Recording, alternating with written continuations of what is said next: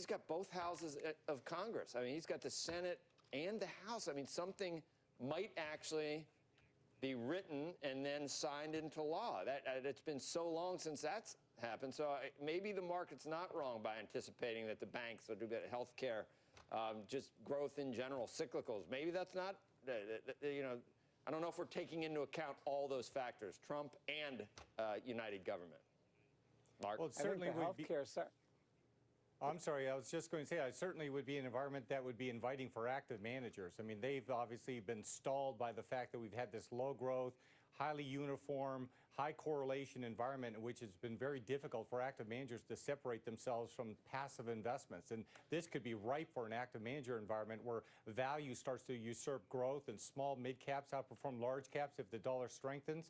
And I think that is a good setup. And you're right, Joe. I think the fact that we do have a single party system, while at risk that perhaps we get a big policy move that's unanticipated, at the same time could be good for what actually gets done. And while the market hates the uncertainty of not knowing what might get done in a single party system, at the same time, it could actually be beneficial for economic activity. And maybe that's being underpriced in the market and only now is being brought forward in equity prices. Divided government, I think the market, this is for you, Andrew, I think the market sees that divided government when you have a Democratic president is good, but united government when you have a Republican president is good because you get to do all the growth stuff, right? So that, maybe, because divided government, you like that, but only when it's a Democratic.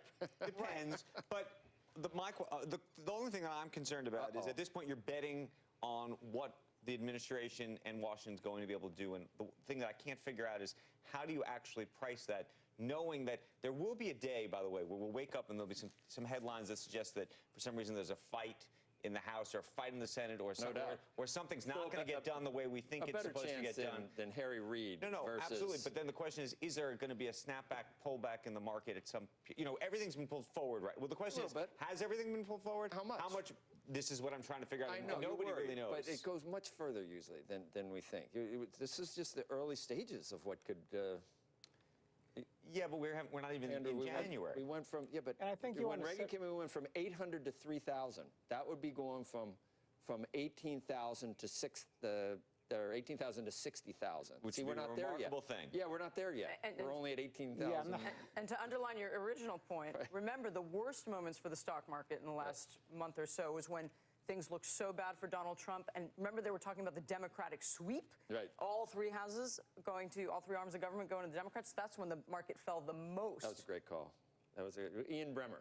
Ian was once again out in front of all this, just right on. About a sweep for the... No, just Obama's in, or Clinton's a shoe-in and this and that. I mean, I'd worry about, you know, all his calls. But anyway, Andrew, thank you guys, Mike and Mark. Thank you. All right. What does Warren Buffett say? He always says,